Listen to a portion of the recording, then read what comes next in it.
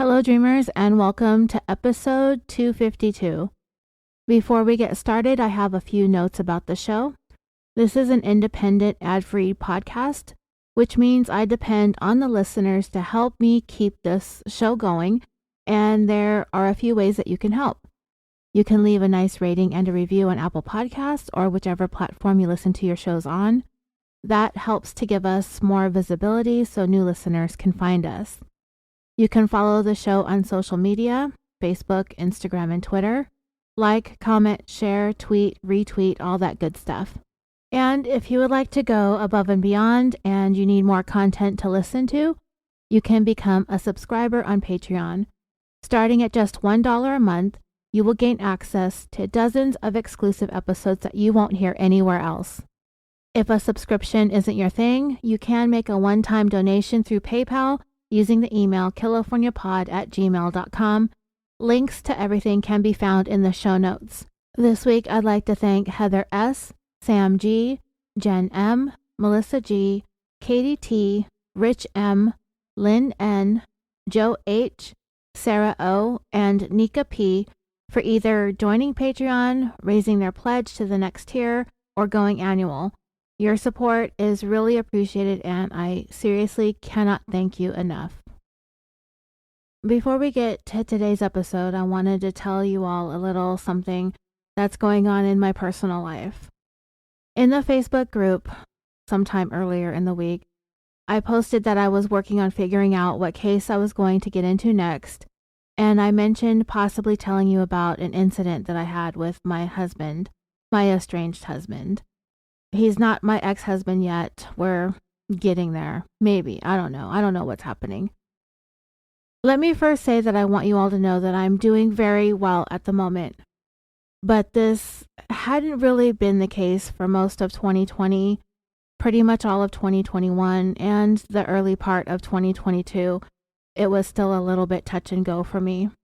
Most of you know that I moved from California to Nevada about a week or so, a little more than a week before the COVID quarantine began, and I was living alone for the first time ever in my life. I was already not in a very good headspace to begin with, so COVID just kind of passed me by because I was isolated anyway. And I struggled a lot for the first nearly 2 years that I was here in Nevada. I honestly thought at times that I wasn't going to survive this. But it was thinking about my daughter and really wanting to see her live out her life for as long as possible really kept me from drowning. At the end of 2021, I took a job outside the home, working as a private childcare provider. I was recommended to this family by a coworker of the mom, whose children I had taken care of from 2013 through 2016. And she gave me a heads up. She said, "Hey, I have a coworker that's really in need of a babysitter. I gave her your phone number because you said you might be looking for work." I was like, "Okay, just tell her to give me a call, whatever." And when the call did come in, I almost didn't answer the phone. She called first and then she texted. But I did. When we set up an appointment to meet with each other, I almost didn't go, but I did. When they offered me the job, I almost didn't take it, but I did. It was like each step of the way, I battled with myself in my own head. I kept making excuse after excuse as to why I shouldn't accept that job. What if this baby is a whiny, bratty terror? What if the parents are controlling, overbearing helicopter parents who spend their whole day staring at me through their nanny cam phone apps? They live too far away from me. I don't have the time because of the podcast. When all of this stuff, I was basically just BSing myself. So I went, we met, we clicked, and I took the job, and thank goodness I did, because it really marked a turning point for me, at least the beginning of a turning point. It turns out that the mom of this toddler and I have a lot more in common than I ever really could have imagined. On the surface, it wouldn't seem like it, But as the weeks and months went along and we got to know each other better, we started to see just how much we related to one another when it came to certain things and aspects in our life experiences. And soon I made my very first friend in the state of Nevada. While I felt appreciated at some of the jobs that I've had in the past, not so much in others, this really is one of the very few times that I've not only felt appreciated, but that I was making a real and tangible impact on the development of their child. As parents, we know that sometimes it takes new and different people, places, things, and experiences to bring about change, development, and growth in our children. And I by no means am any kind of toddler whisperer, but I just had different expectations of an 18-month-old than they did as first-time parents. And they couldn't be more pleased with the changes and growth that they've seen in their daughter over the last 14 months or so since she's been in my care. It's become close to a full-time job for me, and as much as they've appreciated the impact that I've had on their lives, they've certainly had one on my life as well. One of the things that I've been able to do, one of the things that I've been inspired to do, was to seek help. Working for this family pulled me out of my apartment. Becoming friends with a mom pulled me out of my isolation. Now, don't get carried away. I still like my isolation, but I guess I can call it my me time instead. I started seeing a therapist late last year. I wasn't sure what to expect or if it would help. At this point, I think it's helping, but what I do know is I look forward to it each week. It pulls me out from getting into my own head. And one of the things my therapist suggested was to start going to AA meetings. I was hesitant at first, but I finally bit the bullet and went. And since then, I've been going to 3 meetings a week. It pulls me out of my comfort zone. I also participate in weekly Zoom group therapy sessions. It helps, and I don't have to go anywhere. All of this, the therapy, the meetings, the babysitting, it puts me into a little bit of a time crunch when it comes to putting together the weekly episodes, but it can be done because I've been doing it. I can manage my time. I can keep doing this. Doing this podcast is my favorite thing ever, and I intend to keep doing it until I can't. Now, what has held me up these last 2 weeks, it has to do with my husband. And I alluded to it in the Facebook group.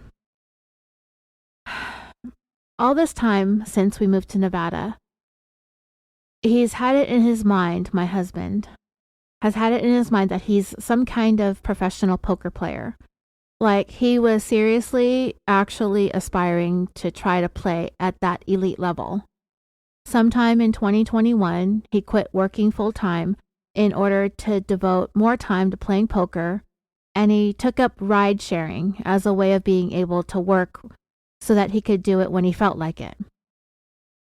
You can already see why our relationship wasn't going to work out, right? By 2022, my husband was drowning. While I was working on picking up the pieces of my life and working on healing, he was falling apart. And by the end of last year, he had borrowed and taken a little more than $17,000 from me. He cashed out his 401k and didn't give me half of that was rightfully mine. He took most of our 2022 tax return. And just this past October, I saved his car from being repossessed. So backing up a little bit, my husband had gotten into some kind of fender bender in his own car, I want to say in late August, and it rendered his vehicle unable to carry passengers. It was something about this accident that caused this grinding noise to happen whenever anyone sat in the back seat. So he started using my car to do the ride sharing. And this went on until October when he took a job driving a taxi. It still had the flexibility for him to work when he wanted, as long as he was doing, I think it was 40 or 48 hours a week minimum. And we live in a town with a very busy nightlife, right? This is Vegas. Well, Henderson is Vegas adjacent. But he was insisting on working Monday through Friday, 9 to 5, sometimes even later, like 12 to 5, 12 to 6. And he absolutely refused to work on Sundays. He won't work on holidays. He wouldn't work at night. So eventually, he's only doing about 6 hours a day, Monday through Friday. And he's still hung up on this poker thing. Eventually, within just about 2 months, the cab company knocked him down to part-time because he wasn't fulfilling his weekly obligation. He admitted to me that he spent all of his time gambling in casinos and online, which is why he had to go part-time. And even when he was full-time, if he was even ever meeting that obligation, he wasn't earning enough anyway to begin to even try and catch up with all of his bills, which were backing up like really bad. And he needed to pay me back, of course, and that's always the last of his priorities. So at the beginning of the year, like literally the first week of January, he was just in a really terrible way. His bank account was hundreds of dollars in the negative. He was placing huge bets, trying to win big, and it wasn't working, of course. I finally said to him, "Are you ready to admit to yourself that you're a compulsive gambler and your life has become unmanageable? And do you want to attend a Gamblers Anonymous meeting?" I offered to go with him, and he actually agreed to go. So we've been to 3 meetings, and as far as I know, and I believe him when he says he hasn't gambled in probably about 6 weeks now. With his gambling somewhat under control, he decided that in order to start, to regroup and recouping his losses and all that, he wanted to go back to ride sharing while he would try to possibly look for a regular job. But this involved borrowing my car once again. Now, I loved my car. I bought it right when we moved here, just before quarantine. It's like my COVID car. All it was a Hyundai Sonata. It was 10 years old. Nothing fancy. It was the basic model, but it was big, spacious, comfortable. And honestly, I would have been happy if it was the last car I ever owned before my daughter has to start driving me around when I get too old. Now, I try to aspire to lesser levels of pettiness, but I hate my husband's car. It's small. He doesn't take good care of it. He constantly eats and spills in it, and it pretty much doubles as his laundry hamper and a storage place for his golf clubs. Yeah, on top of all the douchey things that he does, he's also a golfer. But when he borrows my car, I'm stuck driving his. I was willing to make that sacrifice to help him while he worked on his compulsive gambling and looked for another job. Well, on Monday, February 13th, he was doing his ride sharing at night and he struck a median. Luckily, there were no passengers in the car, but the airbag deployed. And in his defense, and I don't really like defending him, if you ever driven around Henderson and Vegas, they are not good at where they place medians in this town. If they had medians like this in California, people would be hitting them all the time. So I understand. I've hit medians here, but not quite as hard apparently as he did. So the airbag deployed, and whatever underneath the car got damaged. There was transmission fluid leaking, and the car just stopped running. At the time that I was writing this, I hadn't known whether or not the car was a total loss. But I did find out a week later, earlier this week on Monday, that it was completely totaled. I'm not a car person, but I do tend to grow attached to some of the ones that I've had. It's more about the time that I got the car and what was going on in my life while I had it. Like, for example, when I got pregnant, I was driving around in a 1992 Honda Civic that I just loved. I loved it before I was pregnant. I brought my daughter home in it. So it was really sad when it was time to part ways with it because it was just falling apart. So this Hyundai, it was like I found it at just the right time. Like it was meant for me. It was meant to be mine. And I had never had a Hyundai before.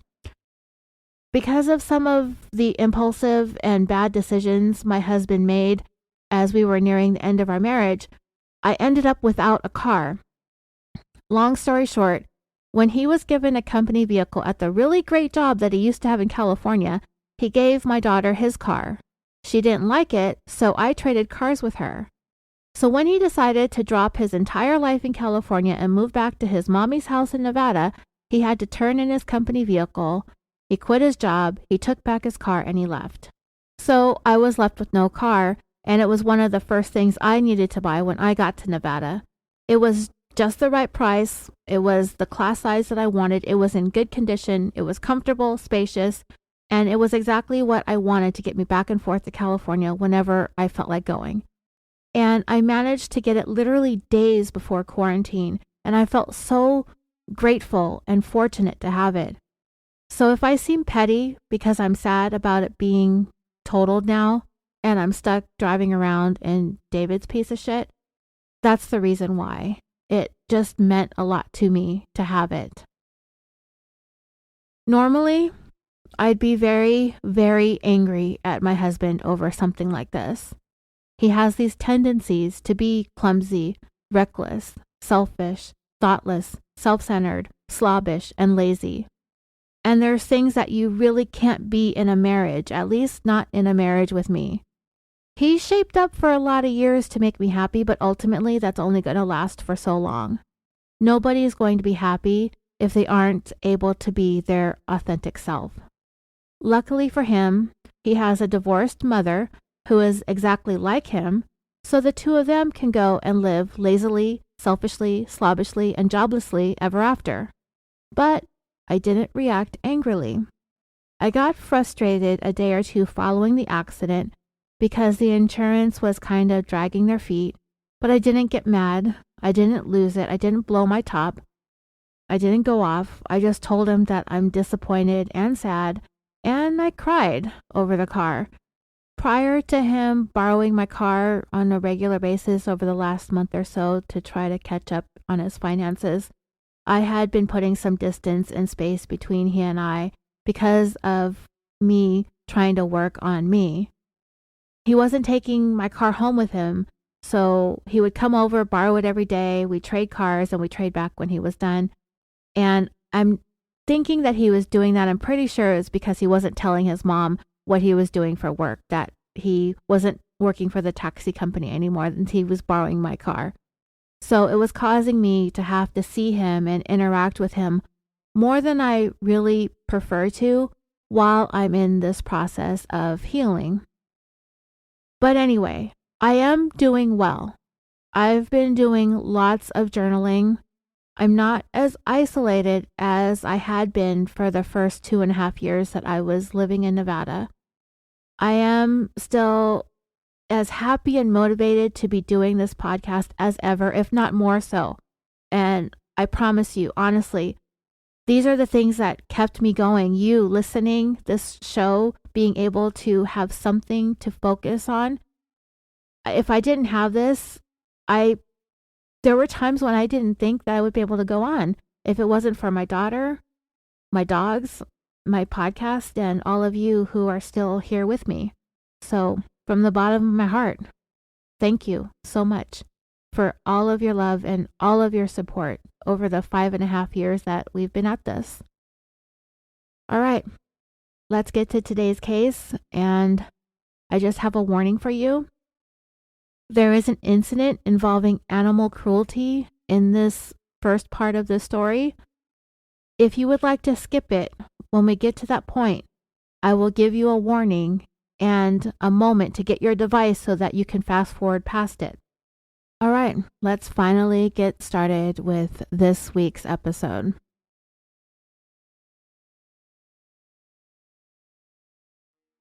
Our story today takes place in Northern California. Away from the coast, up towards the north, you'll find the lakeside community of Nice, California, named after the French city. Nice is located on the northern shore of Clear Lake and is about 2 hours northwest of Sacramento. It is part of California's sprawling wine country. And in a TV show that I watched about this case, it referred to Nice as a village.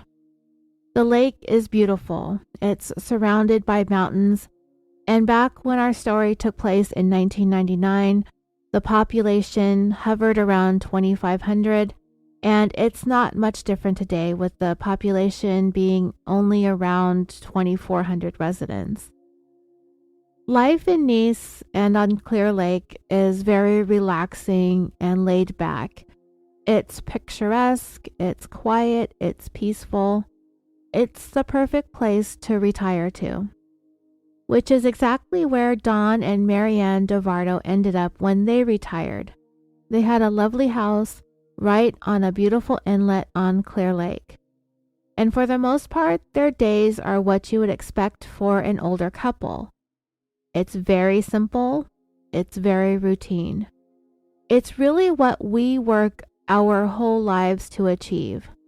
And in 1999, husband Don, a World War II Army veteran, he was 76 years old and his wife Marianne was 69. And by all accounts, the couple were just two regular, average, simple, well-liked retirees who found pleasure in the very simplest of things in life. Getting up in the morning, having their coffee, getting the newspaper, and sitting down and enjoying a beautiful view of the lake from their deck. One of Don's favorite pastimes in retirement was woodworking. He could make anything from beautiful pieces of furniture to birdhouses. His wife, Marianne, was also creative in her own right. She was involved with her community, with her church, and she enjoyed socializing with her friends. And most of the time, if you saw one of the Duvardos, you would see both of them, as they usually went everywhere together. They had always had a very close and loving marriage, and their bond only grew stronger with each passing year. The Duvardos raised 3 children. Their eldest is Janet. At the time that the story took place, she was 50 years old. She was an elementary school math teacher and had a personality that was very similar to her mom's. She was bright, happy, smart, kind, and warm. She visited her parents pretty frequently whenever she had a chance. She lived down in Southern California. She was married, but the couple did not have any children. Her husband, Gene, had a much different personality than Janet. He was not as bright and cheery as his wife was. In fact, he was described as being somewhat of a grouch. The Duvardos didn't really care for him all that much. They had difficulties getting along, but it's like one of those situations where they just kind of tolerate it for the sake of their daughter and sister. And when Janet and Gene did visit, they would normally just try to do everything they could to stay busy, to do outdoor activities, to go fishing, that sort of thing, just to try and make the best of the situation and stay distracted to avoid any kind of awkwardness. The Duvardo's middle son is Jimmy. He's the one that lived the closest to his parents in the San Francisco Bay Area, so he's usually the one who visited the lake house the most.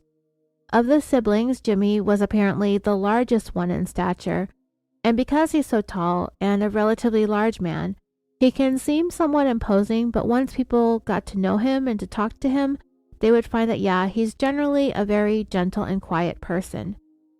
Jimmy was pretty busy. He worked in the entertainment industry, so he really enjoyed when he had some free time to come to his parents' house to unwind and to get away from having to be living and working in such a big city. Jimmy saw his parents more frequently than his other 2 siblings, and he enjoyed a very close and loving relationship with them. The Duvardos' youngest child was their son, Jeffrey. At the time that this story took place, back in 1999, he was 43 years old, and he had established his career and his home in Southern California. He had landed a really great job in management with Boeing in the city of Long Beach. He was making good money, and he lived in the city of Valencia, where he had a home on some very expensive horse property, and Valencia is located north of downtown Los Angeles. But he's got that really good paying job down in Long Beach. Even though it was quite a commute each day, it was worth it. So there was an occasion where the whole Duvardo family, all the children and their spouses, got together to come and celebrate Don and Marianne's wedding anniversary. The family gatherings at the lake house were relatively common. That was like the place everybody gathered for all of the big holidays and events and whatnot. And the Duvardo's 3 grown children would always come with their own families. But at this particular anniversary celebration, their youngest son Jeffrey had shown up with someone that the family hadn't met before, which was odd because Jeffrey had been married since 1980 and they had a daughter together. And this person that he showed up with wasn't his wife, at least not the wife that they'd known all those years. Her name was Molly, and she was definitely an impressive woman, and she was impressively beautiful. She was an experienced and avid horseback rider. She was very refined and cultured and sophisticated. She was very much into the finer things in life, and Jeffrey was doing everything that he could to make sure that his wife had everything her heart desired. He completely and totally indulged and catered to her every whim. They had that big, beautiful house on that horse property in Valencia. They drive nice cars. So from the outside looking in, this couple appeared to have it all. When it came to Jeffrey's older sister Janet and her marriage to Jean, like I said, the family was already not feeling that great about him. He was just really negative all the time and gave off all the vibes that matched that. And so when they showed up for the anniversary party, it was pretty clear to everyone else that Janet and Jean were not getting along. He just had a really bad temper, and he really didn't make that much of an effort to try and hide it, even in front of Janet's entire family. Jean was rude to Janet at the dinner table, and all anyone could do was just sit there and bite their tongues. And they couldn't help but think, if this is what he's like around the family, imagine what he's like when no one is watching. It really got the family to start becoming concerned about Janet's well-being. What if Jean lost it one day and then took it all out on her? Before long, Janet and Jean had gone into another area of the house to argue, but everybody could hear them. After all, it wasn't the first time, and it probably wouldn't be the last. The family did try to stay out of it and let Janet handle her marriage on her own.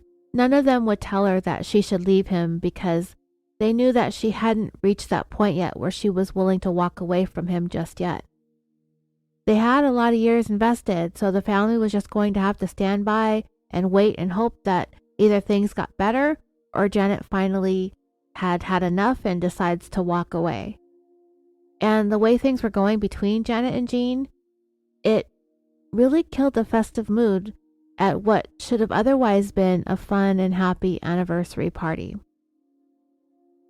It wasn't too long after that celebration that Janet finally had had enough.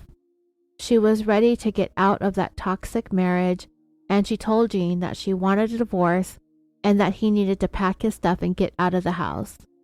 And while Jean may have seemed to have been compliant at first, and he went ahead and packed up his stuff and left, both Janet and her family knew him well enough to know that he might not walk away all that easily. So they may have to steel themselves for a battle. The good thing was Janet wasn't wavering. She was standing her ground this time, and she had made it pretty clear that she was finished with being mistreated by him and no longer wanted to continue to be in this unhappy marriage. In fact, because they didn't have any children together, it was even more reason for them to make this clean break. She didn't even want him contacting her anymore. Well, it turned out that Jean was not going to go as quietly as everyone had hoped. In fact, Jean was furious. And not only was he going to get mad, he was going to get even too. Now, dreamers, we are coming up to the incident in the story involving the animal cruelty that I mentioned. I'm going to give you a prompt in a few seconds to go ahead and fast forward 30 seconds in order to skip it. Get your devices, unlock them, open up your app, and go ahead and fast forward now. To get back at Janet, Jean grabbed an axe and killed her 2 little dogs with it. Janet was horrified, as were the members of her family when she told them what Jean had done. I mean, who does that, right? How many cases have we heard of where somebody murders somebody, but they spare the dog? They let the dog out to run away, or they close the dog into another room. And I realize that there are times when people are like, yeah, that the dog isn't as important as the human life. And while that may be the case, there's no taking away from the fact that no matter what happens in a story, the family dog is always, always innocent and loyal, and in many instances would give their lives to save ours. No matter how badly they're mistreated, they're just loyal. So yes, it is for the best that Jean did what he did to the dogs and not to his wife. But there is just something about that makes this guy like next level evil. Anyone who is capable of doing what he did is just beyond the scope of what a normal person would do. Most people aren't even capable of thinking about doing what he did. It's just a line that we don't cross, and it even hurt my heart to speak those words if you did listen to it. So Jean was arrested and charged with animal cruelty, and he got a chance to think about his life choices in the county jail, so for the time being, Janet and her family could relax. So yeah, if Jean had been acting violent in the hopes that that would somehow freak Janet out enough for her to reconsider her decision to end the relationship, I'm pretty sure doing what he did to her dogs only affirmed for her that she was lucky she got out when she did, and that she got out with her life. That anniversary dinner was going to be the last time Jean would be welcome to any Duvardo family gathering. None of them wanted to have anything to do with him anymore. In the end, Jean ended up being sentenced to a mental health institution. But, he wouldn't be there forever. In the meantime, Janet worked on trying to get her life back together and to do what she could to move on from the abusive marriage that she had stayed in for much longer than she really should have. And while the family was just about to settle back into their normal everyday lives following that trouble between Janet and Jean, Dawn and Marianne's youngest son, Jeffrey, was kind of running into some troubles of his own. So we know that Jeffrey showed up at his parents' anniversary celebration with a new wife that nobody seemed to have known about, because he had been married to someone else for a lot of years, and it was kind of weird that he all of a sudden showed up with a different wife seemingly out of the blue. So I take this to mean that none of his family had any idea that Jeffrey was having any kind of troubles in his first marriage. They hadn't known that there was any problems, much less that they were going to get a divorce. Jeffrey never mentioned seeing anybody new, again, much less getting married for a second time. He just kind of sprung it on everybody. I mean, when I got married in 2006, I didn't tell anyone, but it was a spontaneous thing that I did, but I hadn't been married before. So in one sense, I can see someone wanting to do something like that on a whim. But in this situation, Jeffrey's family didn't even know that he was having any kind of discord in his first marriage. So coming around with Molly took everybody by surprise. Well, it turned out that Molly, as excessively lovely and cultured as she was, her taste for the finer things in life was just as excessive, if not more so. And whatever Molly wanted, Molly got. And it was up to Jeffrey to do the getting. Whatever it took, he had to make sure that he kept Molly happy. After all, this guy's got a great, well-paying job at Boeing, right? Well, anyway, that being said, there's this equestrian center in the city of Valencia, and I went Googling around to look at these equestrian centers, and there were a couple of them.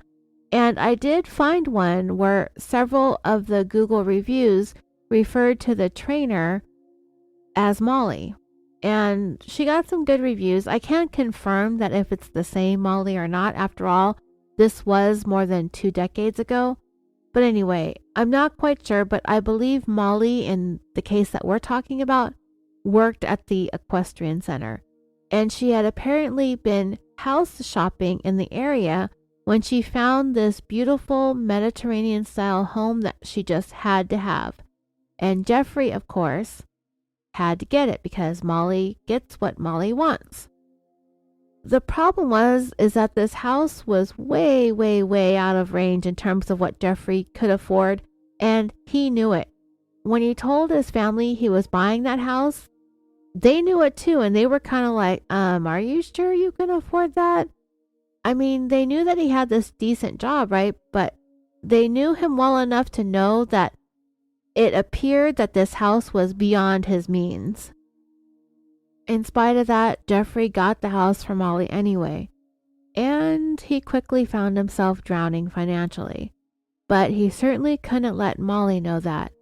And it was kind of sounding like there was a lot that Jeffrey was probably keeping from his new wife, beyond the fact that being married to her has sent him straight into the poorhouse. As time passed, things were not getting any better for Jeffrey. In fact, the pressure and the stress of trying to keep up with his mounting bills and keeping Molly happy was continuing to build. Eventually, Jeffrey had no choice but to turn to his mom and dad for help. They're the type of parents who were always willing to help out any of their children whenever they were in a jam. They were there for Janet as she navigated through that really tough breakup with Jean. And they wanted to be there for Jeffrey as well as he's running into difficulties of his own. And as their youngest, he's the baby of the family and they always tend to get this special treatment.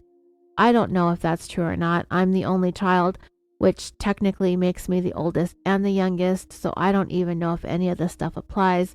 And I only have one kid, and yes, she is the baby and she is my favorite. But allegedly, the baby of the family gets spoiled. So when Jeffrey came asking for help, his parents ended up loaning him $30,000, much to the chagrin of his siblings, Janet and Jimmy. It annoyed them because their parents raised them to know better. If you don't have the money to get something, you don't get it. And if you really, really want it, then it would be worth saving for, and that's what you do. You save. They all pretty much knew before Jeffrey even bought the house that it was way out of his price range. Everybody knew it, but Jeffrey did it anyway, just to try and please Molly and to make her happy. And now their parents were being forced to dip into their retirement savings in order to bail him out. Janet and Jimmy were also kind of confused as to why their parents agreed to loan Jeffrey the money in the first place. After all, just like I had said, they raised their kids to be financially responsible. It was somewhat out of character for them to just loan that kind of money, especially to any one of them if they did something financially irresponsible. And while they tried to figure out why their parents were just so willing to loan Jeffrey such a large amount of money when they knew that he was getting into a mortgage that was beyond his means, they weren't really getting any straight answers from their parents, which was also kind of weird. In fact, their parents were being completely close-lipped about it. And it's never really been like that for Dawn and Marianne to be so weird and secretive about things. So the fact that they were acting like this made Jimmy and Janet even more curious and concerned. They were like, what the heck is going on with mom and dad, right? Are they kind of losing it? People start to get old. They do stuff they normally wouldn't do. It didn't seem like that was the case. They both seemed perfectly fine, fit, and sound of mind. So what was happening here? Janet and Jimmy were stumped. And they weren't going to let it go either. They were both so bothered by this, not just by this loan, but also the fact that their parents were being so strange, acting so strange about it. While they couldn't stop their parents from loaning the money to Jeffrey, they did insist that they at least make sure they get it in writing that this money is a loan. Have a document drawn up and make him sign it to make him accountable. And if for some reason they have to take legal action to get their money back, so be it. So to placate their kids, Dawn and Marianne went ahead and had Jeffrey sign a loan agreement just in case. This is kind of a dumbed down version of the financial transaction that took place between Jeffrey and his parents, as we start getting deeper into the court documents, there will be more specifics of how this $30,000 came about. They wrote Jeffrey a check for the money on November 24th, 1998. In the village of Nice, where the Duvardos lived, across the street they had a neighbor named Joseph Burke, who resided there with his wife. Normally, Joseph would see Don Duvardo working in his garage pretty much every day on any one of his woodworking projects. If for some reason Joseph didn't see Don out there, there would always be a reason for it, which he would usually know. The neighbors would let each other know if they were going on vacation, for whatever reason, and to ask them to keep an eye on the house in case you're not seen there for a few days. The other neighbors won't be alarmed. They're aware that you're gone on a vacation or whatever. So the last day that Joseph Burke observed Don Duvardo working in his garage was on the morning of Wednesday, March 31st, 1999. Joseph and his wife had plans to be gone for the day. When they left, Joseph saw Don in the garage. The neighbors waved, and Joseph and his wife left. When they arrived home that evening, Don wasn't in the garage. So when he went into his house, he called the Duvardo home but received no answer. The entire next day, Thursday, April 1st, passed without Joseph having observed Don out in his garage at all that day, which was unusual, but Joseph didn't become too concerned about it at that point. Perhaps he was sick and wasn't feeling up to doing much of his usual things. The next day, Friday, April 2nd, Joseph again did not see Don come out to the garage at any point that morning or in the early afternoon, so he decided to go over to the house to see what, if anything, was going on with the Duvardos. He rang their doorbell. He tried to make a cursory peek into the front window, but he really didn't notice anything out of the ordinary or suspicious, and the blinds were drawn, so he really couldn't see all that much from the outside. Even though Don hadn't said anything, Joseph just assumed that the Duvardos took a trip somewhere and had just forgotten to mention it, so he decided to let the weekend pass to see if he would hear from them then. But Saturday, Sunday, and Monday all went by, still without a word from either one of the Duvardos. He hadn't seen either one of them. Don had still yet to appear in his garage. So by the morning of Tuesday, April 6, 1999, it had been an entire week since Joseph had seen or heard from either one of the Duvardos. He went back over to their property and decided to do a full walk around the perimeter of their home. And in doing so, Joseph noticed that the gate, which led to their backyard and their deck, was standing open. Joseph knew that the Duvardos rarely use this gate because it would get stuck and it was hard to push it open and close it, and they had to force it shut. And they really had no reason to use that side access gate anyway. So Joseph also noticed in his walk around the property that the light inside their garage was left on, which was also unusual. Don really only had the light on when he was out there in the garage. And around back, the sliding glass door that led from the inside of the house to the backyard deck, that door had curtains, and those curtains that were pulled shut, he could see were moving because of a floor vent that was next to that sliding glass door was blowing air. Now these things, this light being on and the air conditioning or the heating being turned on with seemingly nobody home, might not seem all that suspicious on the surface. But if you live in California, you know that there is and has been for many, many years an energy crunch. And when you leave your house, you leave as little electricity consuming things on as possible in order to keep your energy costs down. And I would even go so far as to say that the older people who are retired and on fixed incomes might really be sticklers for this.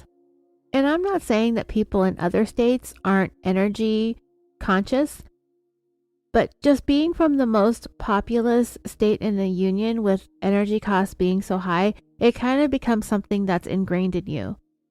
Here in Nevada, there are times you just don't have a choice but to run your AC and your heat around the clock if you're home all the time and if you have pets. In California, it's practically unheard of. The dogs are just going to have to go outside and find the shade spot, right? Or you may leave a box fan on for them. That's what I used to do. We didn't have air conditioning when we lived in Huntington Beach, so I would leave the fan on, and if they wanted to lay in front of it, they would have to figure that out, that's where they could stay cool. So anyway, all of this is to say that Joseph just knew that something was wrong. He hadn't seen the Duvardos in a week.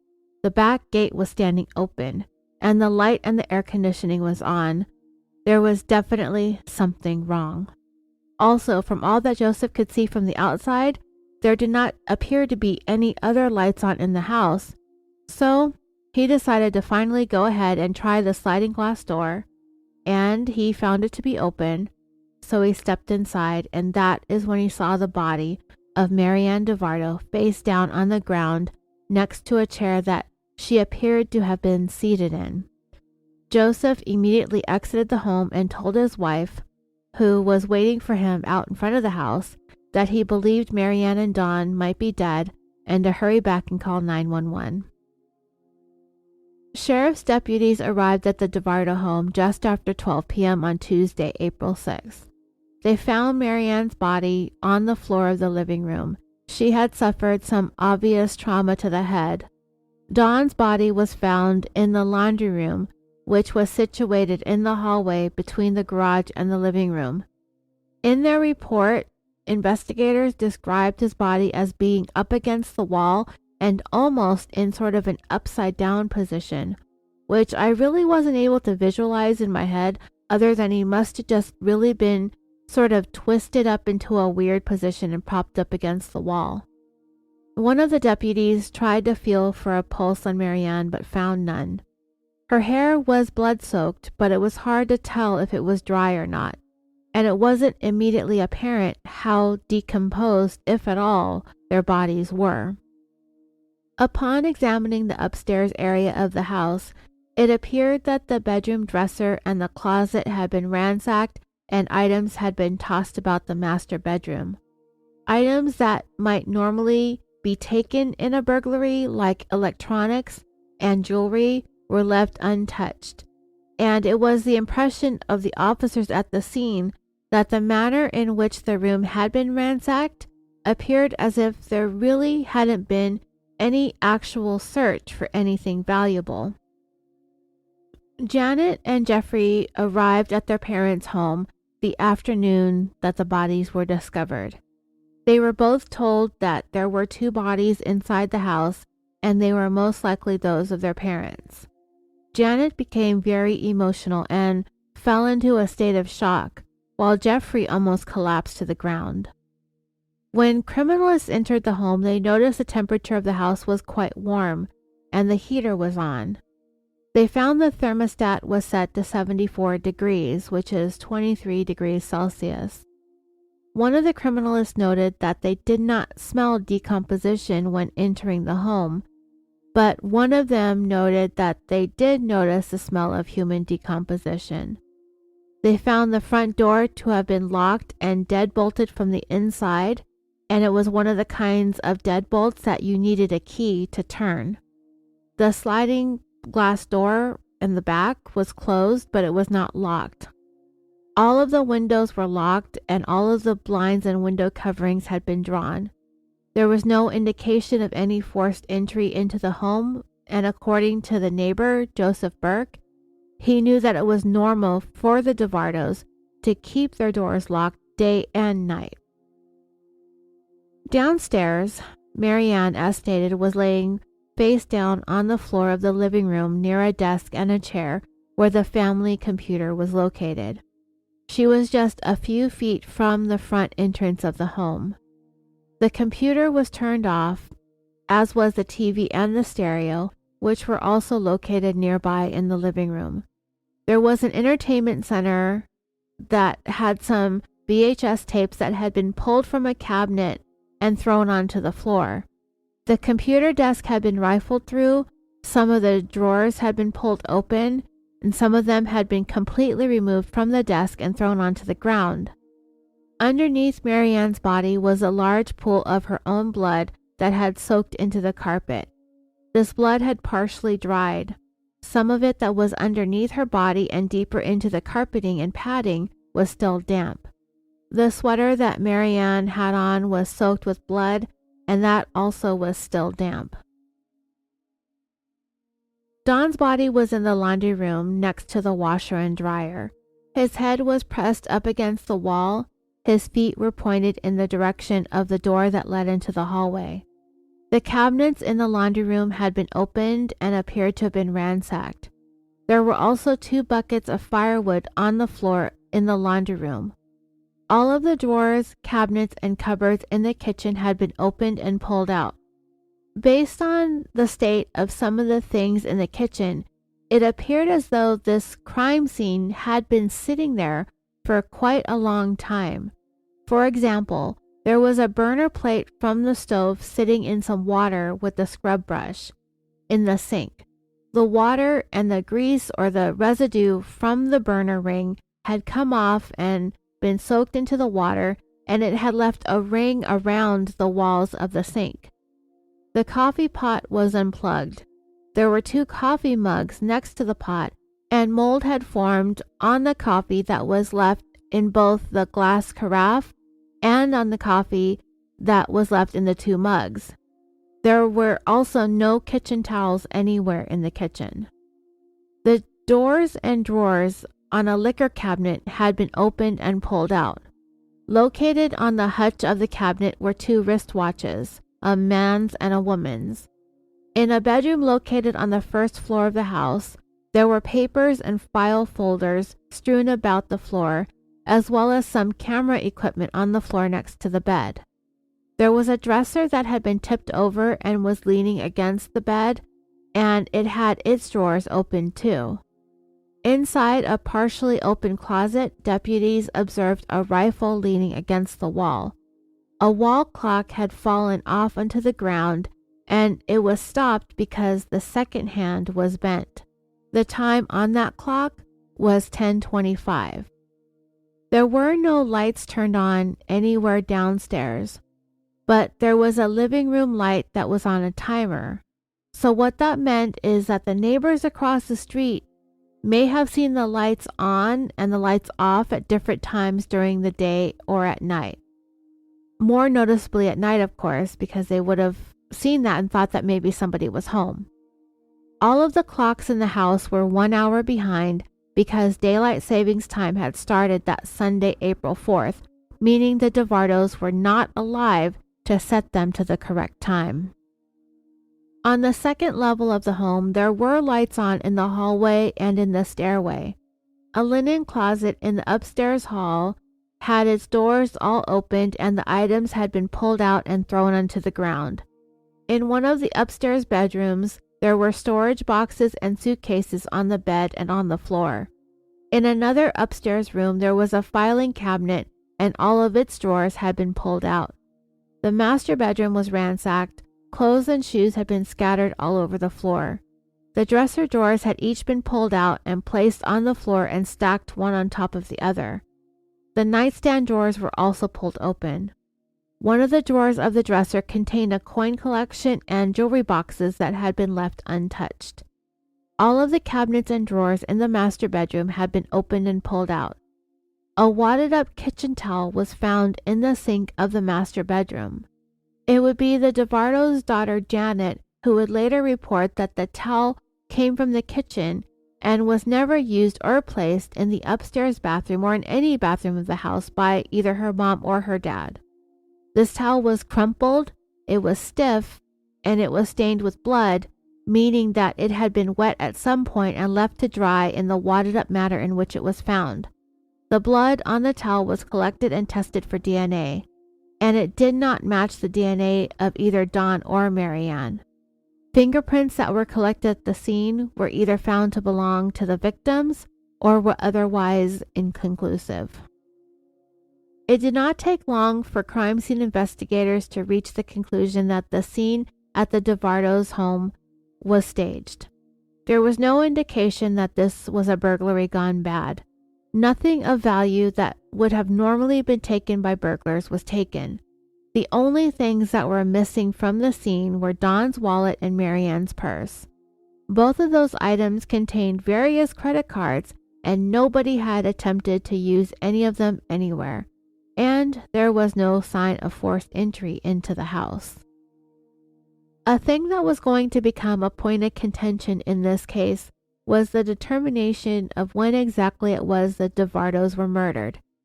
Being able to determine the time of death can make a difference when it comes to who becomes a person of interest, who becomes a suspect, and who is eliminated as having anything to do with it. There are plenty of cases where the time someone died and the very few minutes before and after that person's death can make or break a case. While there are other cases where even the day that somebody died can't even be determined because too much time had passed between when the person died and when their bodies or their remains were discovered. It is in those cases that circumstantial evidence must be used in order for investigators to narrow down the timeline as much as possible. This enables them to either include suspects or exclude them, and that is precisely what they were going to have to do here in the case of the Duvardos. And all of this has to do with the initial findings of the crime scene investigators who didn't seem to notice any advanced stages of decomposition or the odor of decomposition. Because if you recall, the last time the neighbors saw either one of the Duvardos alive was a week before their bodies were discovered. And based on the impressions that we got from the reports of those who first responded to the scene, it didn't seem like there were the usual indications of bodies that had been dead and decomposing for a week. I'm not an expert at all on this sort of stuff, nor do I wish or aspire to be. But we've had cases where bodies have been found after having been dead for a couple of days, and when they were discovered, the person who found the body almost always points out how hard they were hit by the unmistakable stench of human decomposition. That just did not seem to happen here with the Duvardos. And there might be all sorts of reasons, theories, and explanations as to why that is, but like I said, no desire, nor do I aspire. Because of that, the circumstances surrounding the Duvardos and their day-to-day lives was going to have to be used to make the case as to when their last day alive actually was. Through the investigation, it was learned that Don and Marianne typically woke up by 7 in the morning. They both accessed their email accounts for the last time at 7:05 a.m. Neighbor Joseph Burke reported that the Duvardos picked up their newspaper and their mail from their post office box every day at 11:30 a.m. I'm not exactly sure how their system worked, but it sounded like their community had a centralized place for their newspapers and their mail to be delivered, and the residents would go there to pick up their stuff. When investigators checked the contents of the Duvardos post office box, they found mail and newspapers dated from March 31st to the day that they went to go check that mailbox, which was April 7th. The day after the bodies were found. What this indicated to investigators was that on March 31st, the Duvardos never made it to their post office box, meaning that it was likely they were dead by 11:30 a.m., the time that one or both of them would have gone to collect their mail and paper for the day. And if we take into consideration the clock that had been knocked off the wall, if that clock was knocked down as a result of a life or death struggle, or as a part of the staging of the crime scene to make it look like a burglary, that clock was stopped at 10:25 due to that bent second hand. Of course, these analog clocks don't have AM or PM, so either this clock was knocked off the wall at 10:25 PM or 10:25 AM. And because we know that the Duvardos were up and looking at their email at 7:05 a.m. on March 31st, it can be inferred that this clock came down off the wall at 10:25 a.m. and that lines up with them failing to appear at their post office box when they normally would have a little more than an hour later at 11:30 a.m. Remember, they did that every day. And people might think it's weird to go and check the mail every single day. I certainly don't do that. Sometimes I'll go a week or more without going to the mailbox. But if this is where the Duvardos also got their daily newspaper, then yeah. Especially when it comes to these elderlies and how they do things old school like read the paper. And the mail delivery person usually comes around on their route at the same time every single day. So yeah, this is totally a routine, daily, everyday thing. And it would be very unusual for the mail to go unchecked for even a day for the Duvardos. I know that way back when my dad was alive and he would get the Orange County Register 7 days a week, if I ever pulled up to my parents' house anytime after 7 or 8 a.m. and saw the newspaper out on the driveway, I would automatically think that something was wrong. So the Duvardos' mail and newspapers were left untouched from March 31st on, nor did either one of them ever access their email accounts ever again after 7:05 a.m. that very same day. Another thing that lends to the notion that the Duvardos lay dead in their home for several days was the fact that there was a ring left by the standing water in the kitchen sink and the mold that had grown on the coffee in the pot and in the 2 coffee mugs next to it. I think that most of us would recognize what old, stagnant water sitting in a sink would look like. But I don't know about any of you, the thought of the dirty stove ring sitting in old water in the sink kind of gives me some kind of anxiety. I don't like standing water anywhere in the house, but my mother-in-law, she used to do stuff like that with the stove rings. And she used to leave like the mop sitting in the dirty mop bucket water for days, sometimes weeks. And I'm serious, she's the kind of lazy that will start a chore, but never really pull it off in the end. She'll like mop the floor and then leave the bucket and water sitting there in the middle of the room. She'll clean the stove and leave the range parts sitting in the sink for days. She'll vacuum a rug and then turn off the vacuum and leave it standing in the middle of the room still plugged in. I mean, have I driven your anxiety up a few notches yet? Should I keep going? She'll pour herself a cup of coffee. It will go cold. Then she'll go and get a new cup of coffee and it goes cold again, and she'll repeat this process for days and days and days. And how is it that she does this? Does not one run out of clean mugs at some point? Not if one claims to be a souvenir mug collector.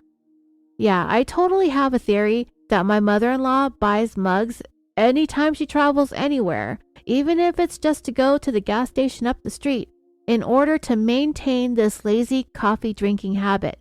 Yeah, she's a mug collector. And yeah, I did air quotes with that. But I digress. And I Googled it.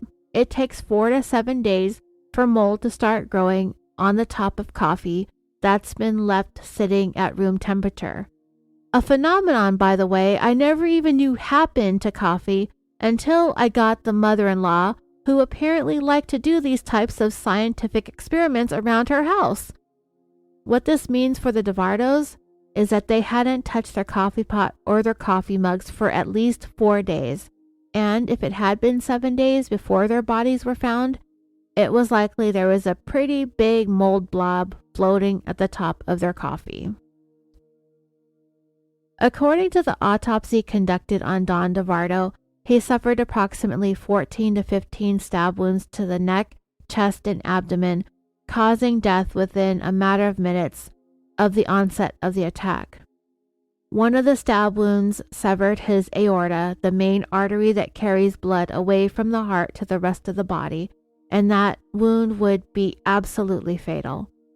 Don also suffered several wounds to his hands, which were determined to be defensive wounds as he attempted to fend off this attack. It appeared that the weapon used to stab him was a single-edged bladed instrument that was between 3 and 4 inches long, or 7 to 9 centimeters. Marianne suffered both stab wounds, slashing wounds, and blunt force injuries, and was also dead within a matter of minutes of the onset of the attack. Her throat was slit, and both her carotid artery and jugular vein were severed. Either one of those injuries would have also been absolutely fatal. It was determined that the wound to the throat was inflicted from front to back while she was laying on the ground. The stab and slashing wounds to her head were administered with such force that indentations were left in her skull. It was also determined that several of those head wounds were inflicted post-mortem. Marianne also sustained fractured ribs on both sides of her chest, an indication that it was possible that the weight of a person's knee was being pressed into her back as she was laying face down on the ground. Marianne suffered blunt force trauma injuries to both eyes and to her forehead, as well as one defensive wound on her right hand. The contents of both Marianne and Donald's stomach indicated that they had had a meal within a few hours prior to their deaths. However, the forensic pathologist was unable to determine their exact time of death. According to the report, the time of death became increasingly difficult to determine with the passage of time. Factors such as temperature and humidity could have had an effect on the decomposition process. It was able to be determined that both Don and Marianne had decomposed to the same extent, meaning they were killed around the same time. Photographs and diagrams of the Duvardo crime scene were analyzed by FBI forensic expert Mark Safarek. He also visited the crime scene in person. He looked at the autopsy photos, evidence analyses, and examined the layout of the home and the location of the bodies. Agent Safarek specialized in the analysis of crime scenes that are very unusual or exceptionally violent, or those involving a tremendous amount of interaction between the victim and the offender. He was also trained in taking into consideration the behaviors at the scene of a violent crime and to make certain determinations regarding the personality characteristics as to those specific behaviors in order to develop a profile of the offender. In addition to all of this, Safarek had been involved in more than 3,000 homicides when he was called upon to examine Marianne and Don's murders, and he arrived at some conclusions about the Duvardo case. Firstly, Agent Safarek determined the victimology, why or how the Duvardos came to be the victims of a crime as violent as this. Because they were older and retired, they lived on a cul-de-sac in a remote area that had a very low crime rate, and because they were found to be very security conscious, there were no signs of any forced entry either. Safarek opined that the Duvardos were familiar with their killer and allowed him into the house. Based on his analysis of the crime scene, and because of the nature and direction of Marianne's neck wound, he determined that Marianne was sitting at her desk and was attacked from behind and had little to no time to react until it was too late. It appeared as if she had been grabbed from behind and thrown down onto the floor. Because her ribs were fractured, Safarek believed that her killer landed on top of her with a lot of force, and she only had one defensive wound to her right hand, so clearly she was taken by surprise. Don, on the other hand, Safarek found, would have been attacked from the front, because all of his wounds were to the front of his body, and he had numerous defensive wounds to both hands and wrists. Safarek believed Marianne to have been attacked first, because if Don had been attacked first, Marianne would not have been sitting quietly and unsuspectingly at her computer desk. After Marianne was attacked, it is believed that Don entered the home from the garage, and it was possible that he was bringing those buckets of firewood into the house from outside right before he was confronted by his killer. But Safarek did emphasize that it's really impossible to know the exact sequence of events, but this is what he believed to be most likely based on his analysis, that Don was confronted by his killer while he set down the firewood in the laundry room, and that he walked in the door and it's possible that he saw Marianne lying on the floor. He abruptly set those buckets down because they didn't belong in the laundry room. At that point, Don almost immediately perceived the threat as he was being approached by the killer, and he began backing up back into the laundry room, and there was no other place for him to retreat, and from there he was trapped as the offender began to attack him from the front. Safric agreed with what the Sheriff's Department crime scene investigators believed, that the scene was staged to appear to be a robbery. It was easy to see past this attempt at staging, since there were various valuable pieces of property that could have easily been taken, along with the wallet and the purse that was actually missing. Many things of value were left behind. The ransacking was also what Safric described as excessive. There were drawers and cabinets ransacked that burglars typically do not search through because homeowners usually don't keep valuables in those locations. And I'm sure all of you listening immediately recognized that when I went through the list of cabinets and drawers that were opened or pulled out. Burglars are not going to be looking for valuables in the kitchen cupboard unless they're looking to add to their ridiculously large souvenir coffee mug collection. That being said, this led Safric to come to the conclusion that the motive for this crime was not motivated by burglary or financial gain. It was his belief that a random stranger would not go through the trouble of staging the scene to appear to be like a burglary, stating, quote, "When you see a staged crime scene, it is an attempt by the offender to misdirect law enforcement into another direction. That's because the offender perceives that they being the offender, will be the focus of a law enforcement investigation." In other words, if we accept that the motive of this crime was to kill Don and Marianne Duvardo, and the killer was someone known to the victims and or close to the family, then they likely have it in their mind that if they don't make this look like a random residential burglary, then the offender is going to come under suspicion. If investigators believe that the crime is a burglary gone bad, carried out by some random anonymous criminals, then they're not going to be looking at the people close to the family. The idea is only a person that the victims are very familiar with would bother staging the crime scene in order to deflect attention away from them. Because the Duvardos were killed with such ferocity, purely based on the number of stab, slashing, and blunt force wounds inflicted on both victims, Safric believed that the person who did this was furious at the Duvardos, lending to the notion that this crime again was carried out by someone who knew them.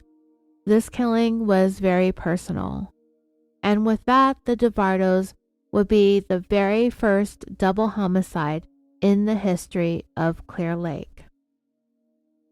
Agent Safric also arrived at the opinion that Don and Marianne were killed sometime between 7:30 and 10:25 on the morning of Wednesday, March 31st. He arrived at that conclusion based on the circumstantial evidence that we have already gone over. This is the time frame between the last time the Duvardos were known to have checked their email and the time that was displayed on the damaged clock found on the ground. And also, the time of the murders was narrowed down based on what is known of the Duvardos' pretty regular habits and schedule. They usually woke up around 7 a.m.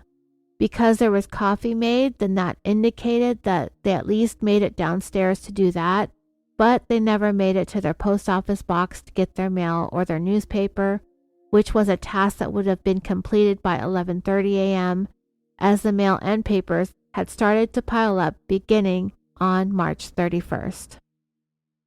If you remember earlier, I mentioned that at the time the bodies were discovered and the house had been cordoned off with crime scene tape. Purely by sad coincidence and chance, Janet Duvardo, Don and Marianne's oldest of their 3 kids, had made plans in advance to fly up to visit her mom and dad on that day, April 6th, the day their bodies were discovered. When Janet spoke to investigators, she reported that it had been more than a year since she had spoken to her younger brother, Jeffrey. And if you remember, when Janet arrived at her parents' house that day and discovered that they were dead, she got there with Jeffrey. The plan for Jeffrey to be there kind of came up at the last minute. Janet told investigators that she last spoke to her parents on Monday, March 29th. That was the last time. Janet called her parents several times between March 29th and April 6th, but hung up almost every time without leaving a voicemail message. Janet did leave a message on Saturday, April 3rd, but they never returned her call. She tried calling them again the following day, which was Sunday, April 4th, which was also Easter Sunday, but again, Janet was unable to reach either one of them. The next day, Monday, April 5th, Janet contacted the Lake County Sheriff's Office and requested a welfare check to be conducted at her parents' house.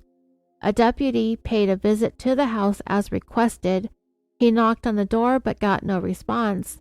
But the deputy didn't notice anything suspicious, just like the neighbor hadn't, and left the property.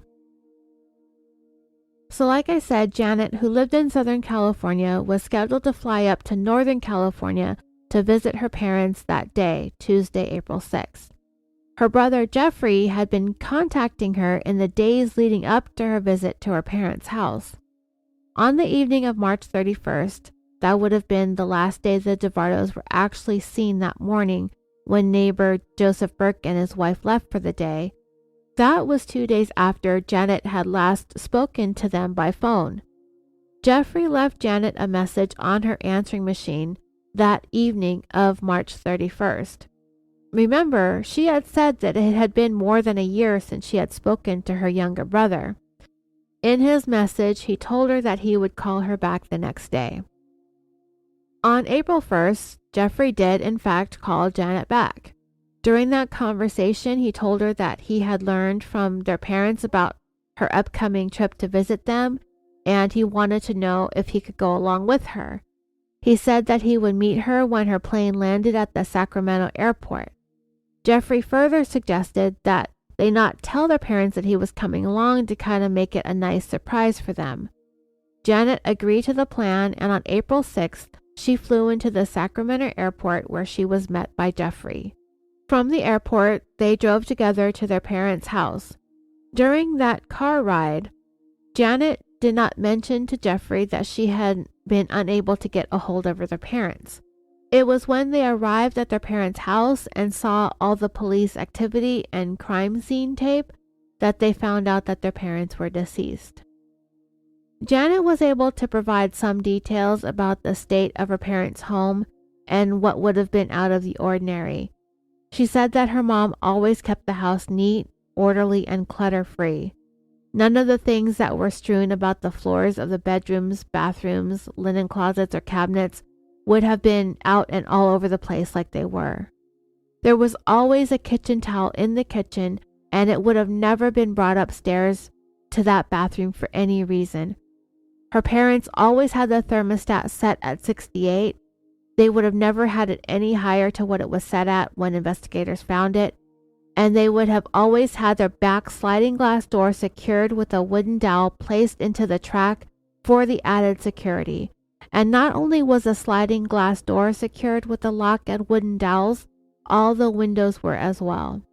The front door was deadbolted, so all this confirmed is that this wasn't a break-in by any burglars. It is believed that the person who killed Don and Marianne were let into the home by the couple, meaning it must have been somebody that they knew, someone close to them, someone in their inner circle, which meant investigators needed to look at the Duvardo children. So we've brought up the kitchen towel being in the upstairs bathroom a couple of times by now, so you've probably guessed that it was an important piece of evidence, and if you did, you were right. The towel did not belong up there. It had been wet, but by the time it was collected, it was dried and it was bloody. There weren't a whole lot of reasons why that towel would have been up in that bathroom. It was way too much blood, say if Don had been shaving and nicked his face.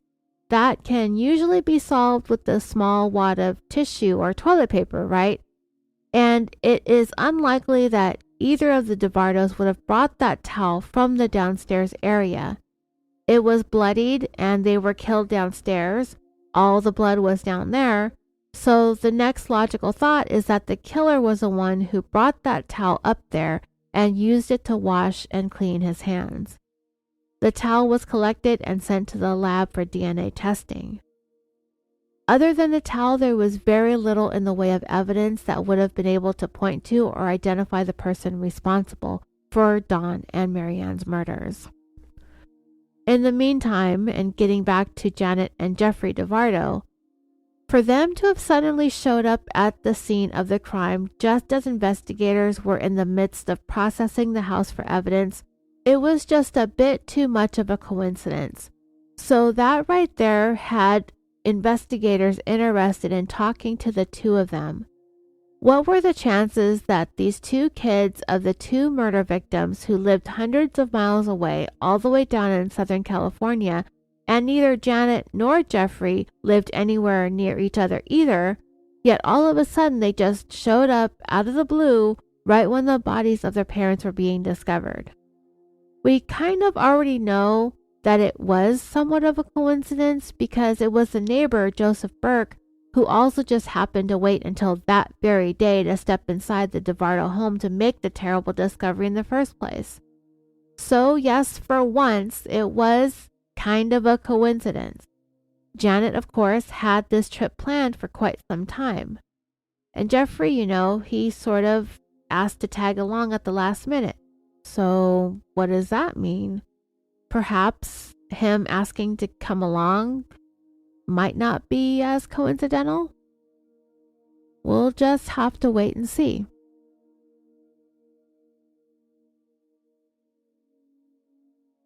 And dreamers, I'm going to go ahead and pause this episode here and divide this up into 2 parts because it is becoming longer than I anticipated it being. I appreciate you all so much for waiting for this episode. I know it took me some time to get it out there, but the good news is that I'm almost done with the second half of this. I was trying to finish it in order to get this out for you this weekend, but it was just reaching a point where it was going to go past 2 hours long, so it's just better if I split it into 2 parts. And because it really is almost completed, you're not going to have to wait too long for the second part, maybe just a couple of days. But anyway, when we come back, we're going to pick up the story with the police beginning their investigation by speaking to the children of the slain couple.